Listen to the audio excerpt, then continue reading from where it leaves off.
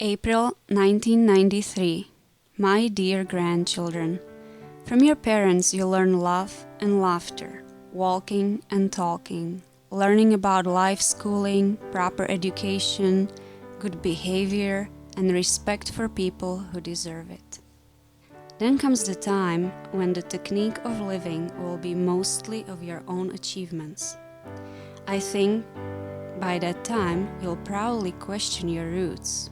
Therefore, I decided to write this journal for you, Joe and Zachary.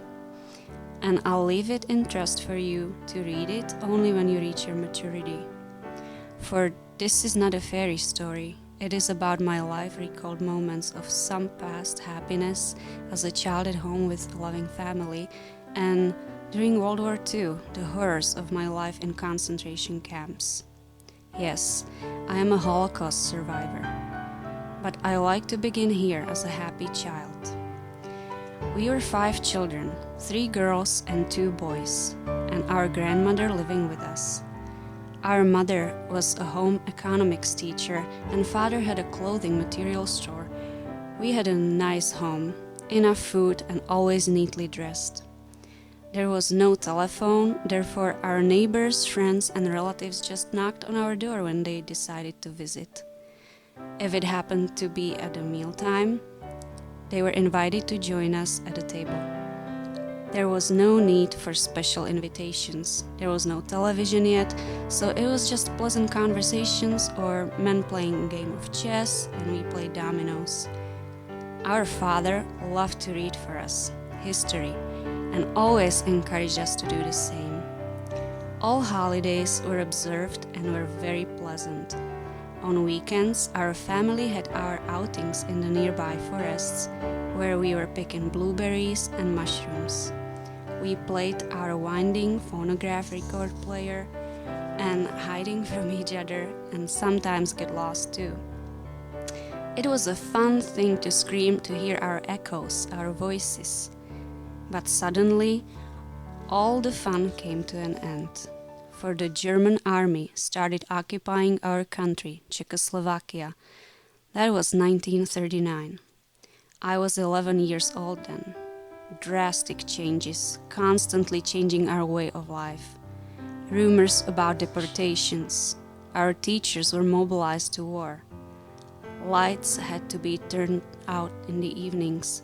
All we did was listening to Hitler's 2-hour speeches every night over the radio.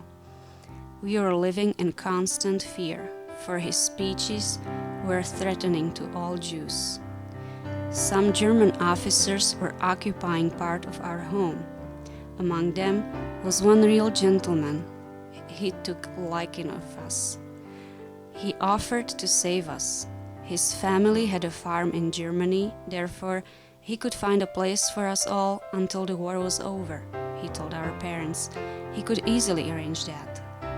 Since we were all fair-skinned, most of us blondes, blue or green eyes. But our parents wouldn't think of leaving our home and refused the rumors circulating about the Jews in Germany. No, it will never happen in our shining example of democracy, our home Czechoslovakia. But it started within a few weeks. 2-3 times a week searches were conducted from house to house, looking for people that were not born in our country. That was the excuse to start liquidating Jewish homes. We started hiding in the forests we used to go to for fun. Several days a week we were hiding there with our neighbors. Our grandmother was in her 70s and in poor health. After a while, she refused to join us on these hideouts. She decided she'll die in her own bed. And a few days later, she did. We were horrified with secret funeral arrangements. Our father, her only son, was devastated. These searches continued for approximately 7 to 8 months. New rules in progress. Every Jewish person must wear a Star of David, cut out of yellow fabric, pinned to our left side of our chests. No more chances for hiding. Our oldest brother came home from the university where he started his first year of medicine. After a few days, he was recruited to a German labor camp. We never heard of him, and never to be seen. Not too long after, every Jewish family had to line up in front of their homes on a daily basis. We were all taken out on all kind of dirt cleaning jobs in the city. In the beginning of 1942, a different lineup with a few personal possessions allowed to take along. This time, concentrating into our large group on the Jewish cemetery. I can still see and hear the whipping sounds and cries from some older people, for they couldn't walk fast enough. On the cemetery, we slept in tents, very little food. We are told that within a few days we'll be moved to a safer place, just waiting for transportation. About 1 month later, we were moved out of the ghetto, rushing us all to a railroad station lined with cattle cars. About 80 or 90 people were rushed and pushed into these cars, about 70 people in one wagon. All had to lie on top of our luggage, the few remnants of our personal possessions. The carriages were so loaded that only the top parts of the windows were free to let in the light of dawn. We were sick from the smells. There were no toilets. Some were fainting. But we still didn't lose hope of surviving it all and hoped to get into some working place. After several days and nights of travel, the train howling and whistling was frightening sound like crying out for help. Slowly the train slowed down, obviously nearing a main station. Suddenly a cry broke from the nervous passengers. There a sign, Auschwitz. Everyone's heart skipped a beat at that moment. We knew what Auschwitz means, that name stood for all that was horrible. Gas chambers, crematoriums, massacres. Slowly, almost hesitatingly, the train moved on, as if it wanted to spare our hurt, and seeing another sign, Bergenau, also a sign of encouragement in German. Die Arbeit macht das Leben sie. Work makes life sweet. This looked very encouraging. Our mother told us, as long as there will be work, we kids will survive. As for her, she lived already, so she doesn't care, but she wants us to do anything just to live. With the progressive daylight, the outlines of the huge camp became visible. Long stretches of several rows of barbed wire fences, watchtowers, searchlights, and troops of ragged human figures. There were shouts and whistles of command. We didn't know their meaning. I was horrified, but this was a preparation step by step, for we had to become accustomed to terrible, enormous horrors. Slowly we moved into a station. The silence was interrupted by shouting commands. We were to hear those rough, loud sounds from then on, over and over again, in all the camps. These sounds were like cries of a victim, very unpleasant. It sounded like it came from the throat of a man who was wound up and kept at it non-stop, or from a man who was being murdered again and again. Suddenly the carriage doors opened and a group of disinterested prisoners stormed inside. They wore striped uniforms. Their heads were shaved, but they looked well fed. They spoke in many different European languages. They were not showing any sadness. These prisoners looked quite well. They seemed to be in good humor, even laughing. So who knows? We might manage to share their position. It helped to cling to shreds of hope and believe to the last moment that it would not be so bad. It was a great encouragement. Little did we know then that these were specially trained, selected groups for receiving new transports, which kept rolling in daily. They took charge of the new arrivals and their luggage, including hidden items, mainly jewelry. We all lived under the illusion that we will be saved and everything would end well. We didn't realize the meaning behind the scene that was to follow. We were told to leave our luggage in the train and to separate into two lines, women on one side, men on the other, in order to file past a senior SS officer. Suddenly, I was in front of him. He was tall, very slim and fit in his spotless uniform. What a contrast to us who were untidy and feeling dirty after a long journey. He was standing with relaxed ease and pride, supporting his right elbow with his left hand. He lifted his right hand and with the forefinger of the hand, he pointed very leisurely to the right or to the left. We didn't know the meaning behind the movement of his finger pointing more often to the left. The SS man looked me over, then pointed me to the right. Seconds later, Eva, my sister, followed right behind me. She said our mother pushed her right after me. But our mother and our kid sister remained alone. Our father and our second oldest brother Joseph stayed together when we looked back to see them. The meaning of the finger game was explained to us that evening. It was the first selection, the verdict made of our existence or non-existence.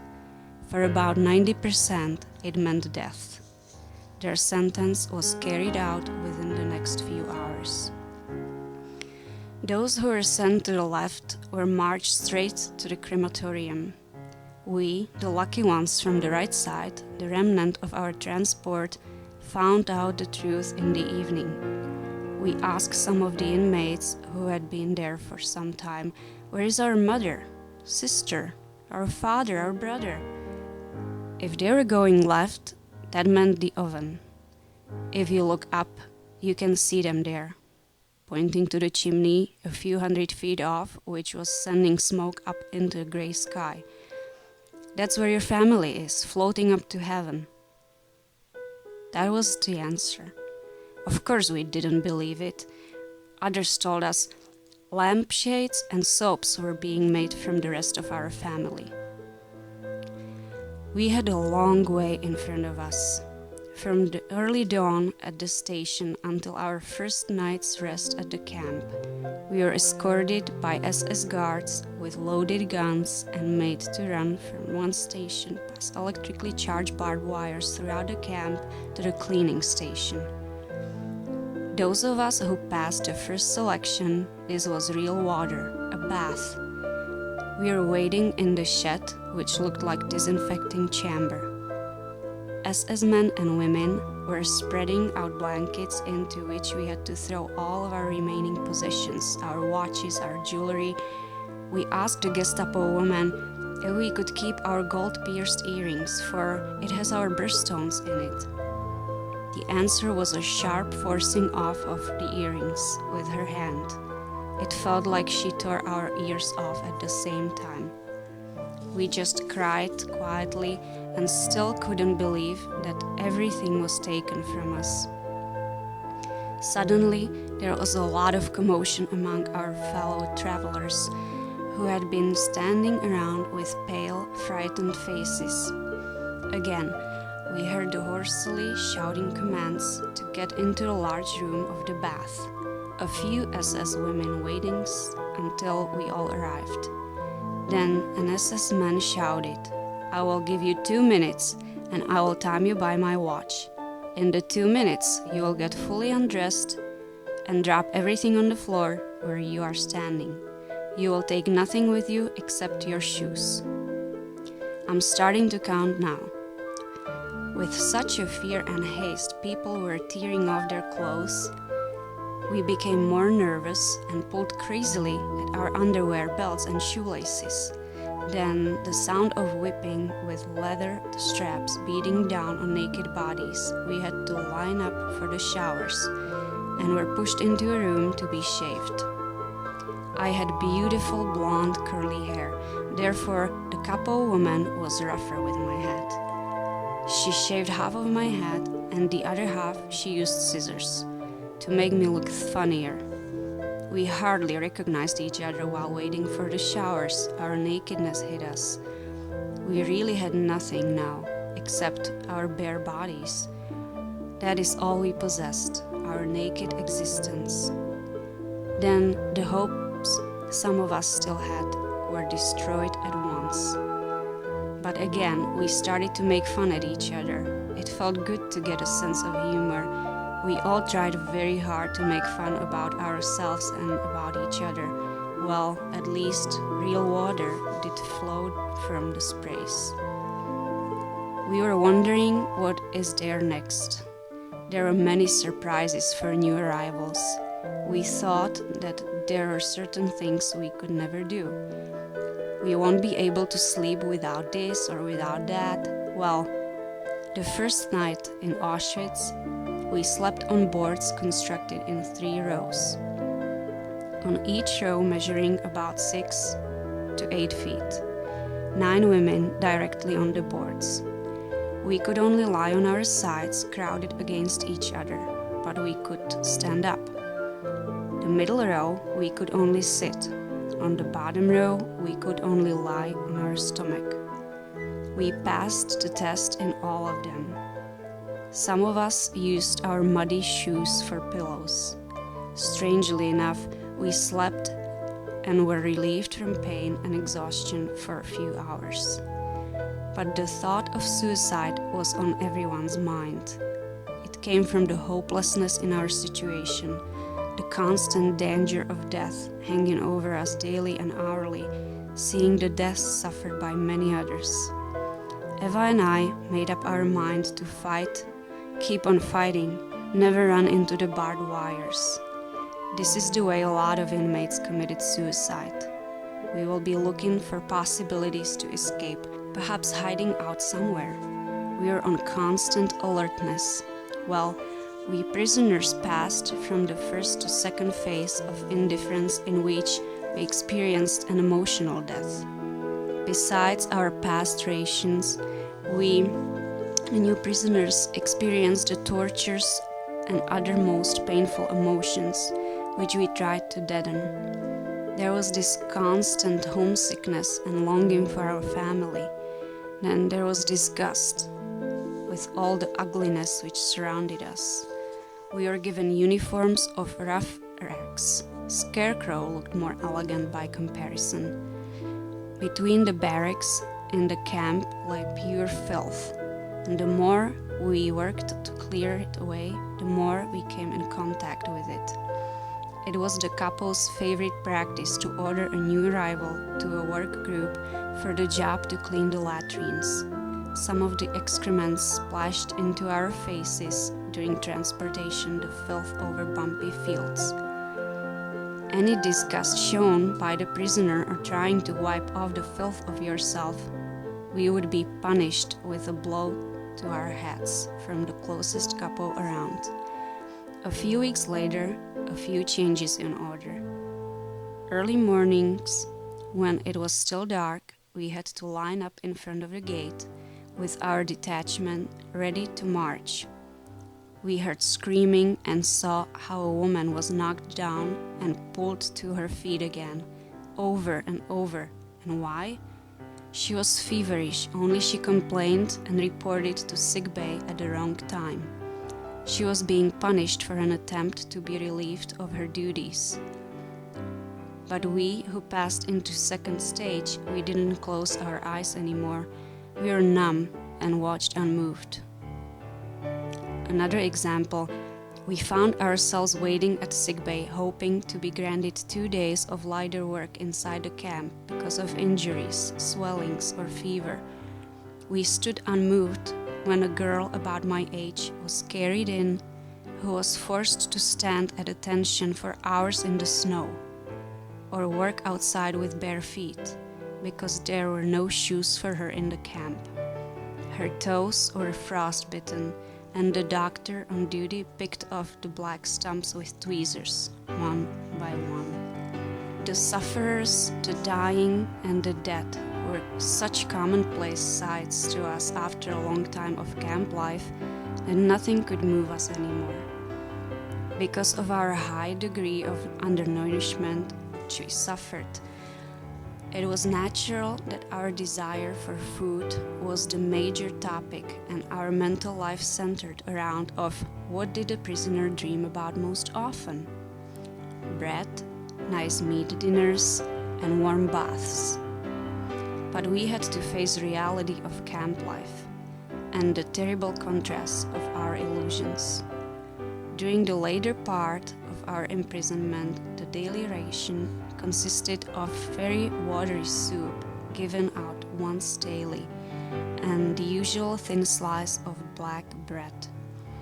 At first, we thought we'll never eat it, for it looked horrible. But it didn't take too long when it started tasting good. But it wasn't so simple. We had to stay at attention.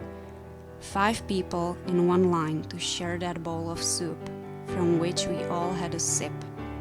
Soon we looked like skeletons disguised in skin and rags. We could watch our bodies beginning destruction. One after another, the inmates in our barracks dying. We were correct in our prognosis. She won't last long, or she's the next one. We whispered to each other. What has become of us? Our constant discussion how to divide that slice of bread, to eat it all at once or slowly in crumbs. We had endless discussions about that slice of bread and pretended each crumb was really fine torte, cake, salami, etc. We suffered horrible hunger pains. But many times we exchanged our slice of bread for a little water, for the thirst was sometimes worse than the hunger. Again, the sirens were blowing, searching for an escaped prisoner. That means hours of standing outside at attention, or another selection for the more able-bodied people. Well, we were not selected for work this time. This group was heading for the gas chamber. We could feel it and see it. A terrible commotion. Our eyes were everywhere, looking for an escape. At the entrance, there stood a man in a prisoner's uniform, pointing us to ground, where there was a hole, the man motioning to jump in. We didn't think at all. As it became more crowded, in the back of us, 3 of us, Eva, I, and another girl from our hometown, jumped down the pitch. A dark hole. We soon heard the cries, screams, and smell. But we didn't think we'll get out of there alive. We didn't even whisper, and were afraid to breathe. The time we spent in that ditch seemed like all eternity. We were sure we will be buried alive. Suddenly, we are seeing ropes sliding down and a man's quiet voice in Russian saying, "Climb up." We were so fast climbing like experts. It was nighttime and very quiet. The man made us follow him silently to a railroad station. Carriages were lined up for transportation to a work camp. We pushed hard to get into one of the carriages. Lucky no questions asked for anyone.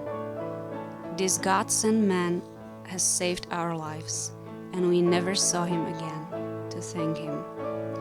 We are waiting very impatiently for this train to start moving. Finally, it started moving. The same cattle cars in which we came to Auschwitz. This time we were going away from Auschwitz. A few days later, we arrived to another concentration camp near Stuttgart, Germany. Camp Geislingen-Steigen. This camp looked cleaner, smaller rooms. 3 layers beds again, but roomier. What an improvement, what luck, we were supposed to be dead. Every morning at 5, we were awakened with loud whistles and shouting, "Los, los," meaning hurry fast. These couple women were very brutal. The looks of them fitted their personalities. Sometime later, we learned how they were chosen for this job. They were the most brutal prisoners, sadists, perfect for this job. We were assigned to work in an ammunition factory. Every morning we were lined up for a walk to the factory, German shepherds at our feet, so we couldn't step out of line or we get bitten by these mean dogs. It was not easy to walk in our new wooden shoes.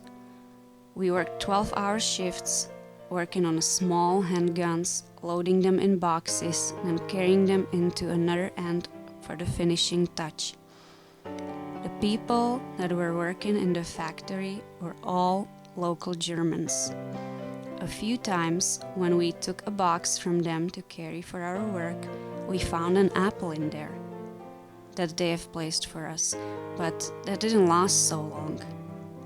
After receiving a few apples, the men disappeared. We never saw them again. They must have been caught. After a few months of this work and long walks in the cold weather, we were exhausted. One day, a new SS woman appeared in our group. She picked me out to go with her to her other side of our camp, where there were only prisoners of war. We had to pick up cans from that camp for our people's lunches. This new SS woman's name was Maria Klotz. She told me that she is sure I'm not Jewish, therefore she can trust me, and asked me to interpret to her what these handsome men are saying about her. Of course, they didn't say a word about her. We were only talking about the outlook of this war ending and hope of our freedom. They spoke in Slavic languages. I understood them, but I told Maria what she wanted to hear. All compliments of her beauty. She was very happy, and she made me her personal mate. The best job for which I was envied by our whole group. I washed her underwear, cleaned her room, but at the same time, she didn't want me to give anything for Eva. She didn't like her. She liked my curly blonde hair and green eyes. She was certain that I was German, but not Eva, for she had straight brown hair. I ate lunch with her and tried to save something for my sister, but very seldom did I get away with it. We kept going for the pickup of our lunch cans every day, and Maria was really nice to me. But one day she told me she's being transferred and will try to take me with her. But one morning she was gone. That was the end of my luxurious life around her, which lasted about 5 weeks, and I missed it a lot. Back to hard, dirty work, carrying garbage to the trucks, kitchen work, and very hungry again. I had the opportunity to steal potato peelings and was caught by a couple. She walked me right into solitary confinement for stealing. It was a dark little closet, no light, just a very small narrow opening way above my head. Barely saw light through it. I thought I'd die. I lay down on the floor and suddenly a mouse jumped over my body. I quickly stood up, afraid to lay down. I was sitting on the floor. I don't know if I was dreaming or hallucinating. I've seen my mother in a white long dress and hanging on the barbed wires.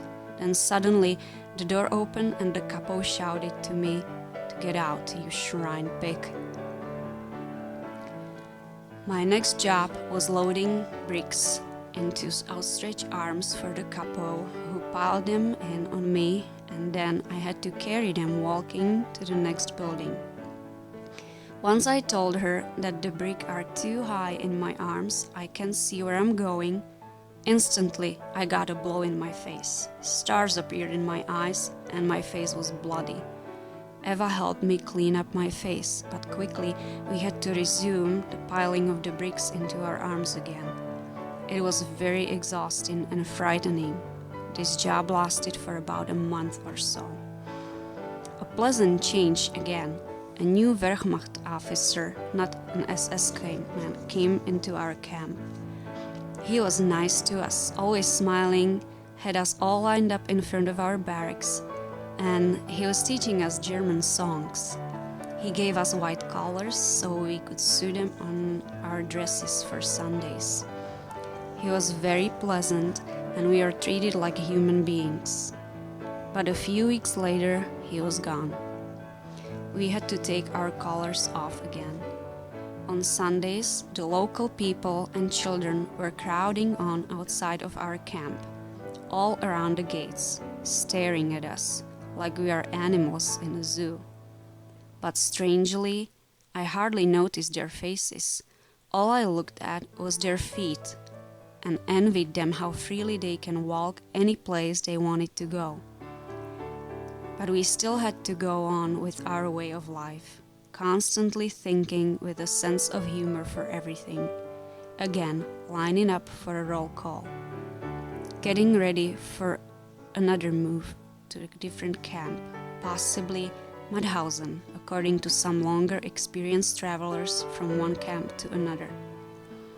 Our transport took off again, and we were traveling 2 days and 3 nights, I think, couched on the floor and most of standing all day long, which was better than trying to sit on the straw, which was soaked with urine.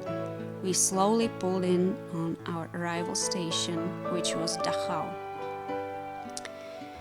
The best news we heard from experienced prisoners that this small camp, about 2,500 to 3,000 population, has no oven, no crematorium, no gas. This news put us all in a better mood. We laughed and cracked jokes, but that didn't last long. When we were all counted, one of the inmates was missing. That meant standing outside in the rain and cold wind until the missing person was found in a hut where she had fallen asleep from exhaustion. Therefore, the roll call turned into a punishment parade. We had to stand up all night late the next morning, frozen and soaked from rain, exhausted from our long journey. But we were still thankful there was no chimney in this camp, and Auschwitz was a long way off. There was hardly any food passed around anymore. All our work was cleaning toilets, lugging bricks, anything just not hanging around idle. We were taken out in the fields to pick some edible grass. That was our food. Later, picks and shovels were passed around for us to clean some roads, marching to our work site. Constant shouting commands. We had to pass the gates of the camp where searchlights were upon us. Whoever didn't march right were being kicked in their legs or feet. We stumbled in the darkness, over big stones, and through big puddles along the road leading from the camp.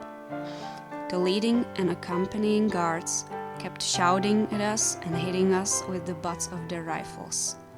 Hardly a word was spoken. The icy wind discouraged talking, hiding our mouth behind our upturned collars. We started whispering to each other like, what would our mother or father say if they could see us? We hoped they were better off in their camps. Sudden stop. We had arrived at our work site. Each of us got a different tool again, digging this time. And constant shouting to hurry up, you pigs. Pigs was our nicknames. Back into the ditches, the frozen ground kept cracking under the point of the big boxes.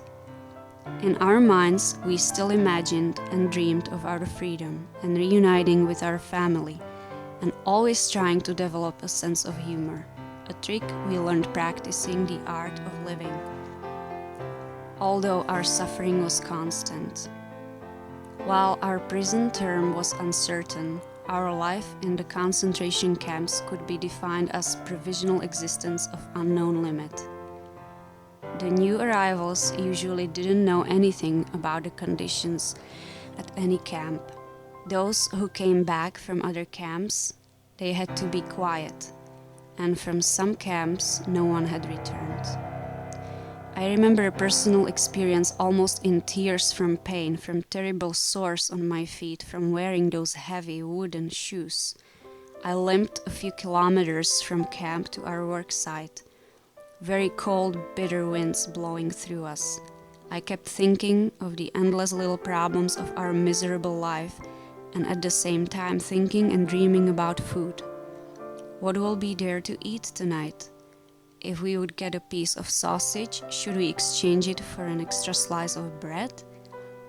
What could we do to get on good terms with our couple? Who could help us getting work inside the camp, to stay out and away from these bitter, windy, cold days outside? But we didn't dare try any negotiations. The prisoner who lost faith in their future usually gave up on everything. We were all afraid of that, because it happened quite suddenly. All the symptoms were familiar to the experienced inmate. Usually, it began with the prisoner refusing one morning to get dressed,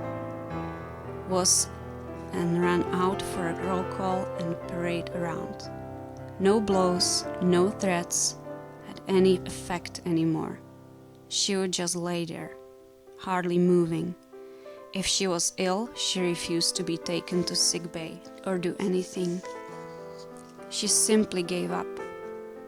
There she would lay in her own feces, and nothing bothered her anymore. It was only the work to get through, but how much more of the suffering?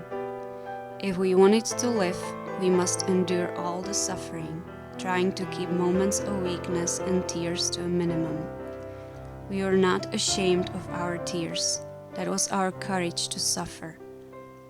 We may have cried it out of our system. Our reason for fighting was for the hope and dream of living to see and reunite with our family again. We never gave up that hope. Suddenly, the SS guards, men and women, tried to get us into the lineup, but this time quietly in a civilized way, no shouting, just getting us into a train for transportation, no need to move quickly or we get kicked around. Oh no, this time there were men and women prisoners in the same transport. We were heading for Staltach or Allach, away from war zones. On the way, our train stopped to receive food from the Red Cross. The food was equally and quietly distributed by our guards. They were so attentive and caring, we couldn't believe these were the same brutes from a few hours ago. We must be dreaming. Well, we did get into lined-up trains again. This time, these Wehrmacht men and SS women were treating us like human beings. They spoke to us, not commanding. One officer told us to eat slow if you want to live, and you will be dressed nice and have your nails polished. I told him I didn't have such expectations. I just wanted a loaf of bread so I can slice it myself. The doors in our carriages were open this time, so we could see military trucks. They were not German. We were told to stay close by the doors so our stripped uniforms could be seen. Then we wouldn't be fired on. After a few days in these trains, we came to a stop. All the guards, all the officers walked out with their arms up and their rifles dropped. "Freedom!" we screamed and repeated to ourselves, but still couldn't believe it. The military trucks were Americans. We cried from happiness at being freed by the great American army. Officers and soldiers were trying to give us anything they had on them: chocolates, candy, crackers, gums. Most of all, they were so gentle and nice. There were a few colored men among them. We were a little scared of them, for we never saw people with a dark skin, but they wore the same uniforms, so we started to accept their offers from their hands. Then we were told to wait in front of the trains. There will be trucks or buses coming to pick us up soon. But most of us hurried back into the first-class compartments of our train. Our plans were to live there first class, which looked so elegant after the cattle cars. But as soon as we thought we settled for comfortable living, the buses were waiting for us to get in, and we were taken to a military barrack. Another freedom, lots of food. Every one of us were eating without a stop for hours and continuing through the nights. When we filled up, we started hiding our bread, though we were assured and reassured that there'll be enough food. There is no need for hiding and saving any food for later. But no one paid attention. We were still putting away something just in case. We were treated beautifully and everyone around. And being photographed a lot, most of us looked like skeletons, Eva and me included in that group. We felt weak, but we have to go on, for we were determined somewhere around the world somebody else must have survived, and if it is our job to find anybody, someone, and we won't stop and rest until we accomplish our plan. But for every one of us prisoners after liberation, looking back on our camp experiences, we can no longer understand how we lived through it all. Well, liberation looked like a beautiful dream, and the camp experiences seemed to us nothing but a nightmare. Our liberation was in Allach, Tyrolean grounds. It was April 30th, 1945. After a few weeks in the barracks, our life improved as far as eating nourishing food. But Eva and I wanted to go home and start searching for our parents and the rest of the family.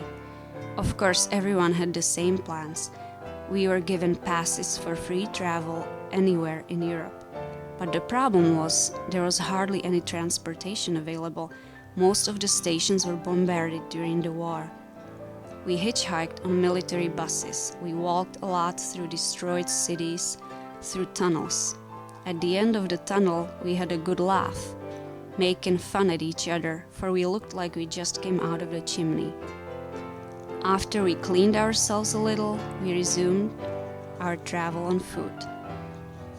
Finally, we arrived into our capital city, Praha. So many welcomes from strangers, and many disappointments on both sides when we didn't see or hear from anyone in our family. The Czechoslovak consulate tried to place us in an orphanage, but after 2 days in that home, we ran away and resumed our further wandering all by ourselves throughout the war-ruined cities. We reached the university where our brother Ijo attended his first year of medical school. There we found our nephew Albert, Pepi's son. Pepi was our oldest half-sister. We were very happy to find him. He told us his parents are alive, and as well as his sister Erika. We didn't waste any time. We started immediately on our journey to their home, hitchhiking again on military buses, but we felt safer having Albert with us. When we arrived at their home near Bratislava, it was past midnight. We were throwing some pebbles to the upstairs windows, and Pepi opened it crying that she just dreamed of our mother telling her that we kids are coming home. Well, we couldn't talk. We all cried, but happy to have found them. About a week later, Eva and I became very ill with typhus, a high fever and deadly ill. But we had excellent care from our sister and her family, and of course medical care of their doctor and their friend. When we started feeling good enough, we resumed our search for the rest of the family. This time Pepi joined us in our travel for another week to our hometown. Everything was destroyed. We visited the cemetery, but most of the headstones were knocked down. Finally, we sat down on the headstones to rest our feet. But before leaving, I wanted to see on whose headstone have I been sitting. It was our grandmother, our mother's mother. Oh, how we cried and cried. Slowly we returned to Pepi's home. But Eva and I couldn't settle down yet. We have to continue our search for the rest of the family. Who knows? We might find someone who is looking for us. We came to Budapest, Hungary, inquiring everywhere. We used to have cousins there too. We heard there was a young man named Ijo Leyer. We were sure that it's our brother until we saw him. But we were disappointed. It was our cousin instead. Minutes later, we were happy to find someone again, even if it wasn't our brother. Now the three of us went back to Pepi's home. We were exhausted from our strenuous journey, although this time we came by train. Ijo finally told us that our second older brother, Joseph, died in Mauthausen camp. He died of starvation. Peppy wanted us to stay and start living, but we couldn't sit still, and started out again on our search, this time to Vienna, Austria.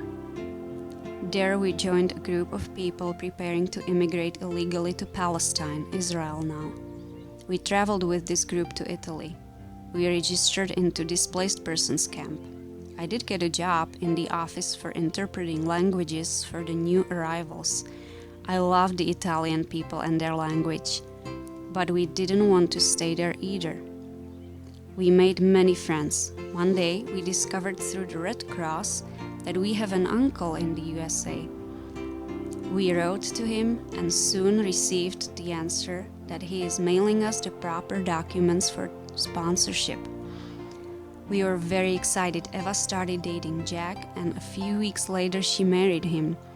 After receiving the sponsors' documents from our uncle, Gabor Bocci, we registered and got into a waiting list quota. After Larry was born, my quota number came up, ready for immigrating to the United States. On February 8, 1948, my boat, SS Sobieski, took off from Napoli, Italy. There an older lady befriended me. She was very happy to find a younger fellow traveler. In case she won't feel well, I'll take care of her. But it turned out just the opposite. She took care of me, for I was ill throughout most of our cruise, which took 14 days instead of 8. It was rough weather storms over the Gibraltar. When we finally arrived in New York on Washington's birthday, what a disappointment. No one was looking for me, no one waiting. I felt like turning back to the ship. When finally my name was called by a volunteer from a Jewish agency, handing me a traveling ticket to Detroit, where my uncle will be picking me up. On my arrival to Detroit, my uncle, an older man, was waiting for me and was happy to see me. It helped a lot. I stayed with my uncle until Eva and her family came out. But then I had a job in a clothing store. I wanted to live alone, so I rented a furnished room. That was all I could afford. I made friends and started dating, but no one I really liked. I finished high school, evening classes. I liked evening classes, for I met people from all over the world. I liked art classes the best. In 1951-52, my landlady asked me to join her for New Year's party. The people, most of them newcomers. That is where I met your grandfather. He was the nicest, well-mannered, neatly dressed gentleman I ever met. We started dating. He was much older than I, and it was obvious he didn't want to talk about our future, although I could see he loved me a lot and was afraid to get hurt by my answer to his proposal. It was a leap year. I heard that ladies can propose on that year. I told him about it and I asked him to marry me. He couldn't believe it, but he happily accepted. I also wanted a wedding, but didn't have anyone to come to our wedding. So instead, I made arrangements to get married on TV program, Bride and Groom. They accepted us after reading my life story. We were married in New York. It was an unusual wedding. We received many gifts, and there is a videotape of that. Your dad might want to watch it someday with you. I just want you to know that we are very happily married for over 40 years. He loved you, Joe, very, very much, but he never lived to see you, Zachary. We are all saddened for that.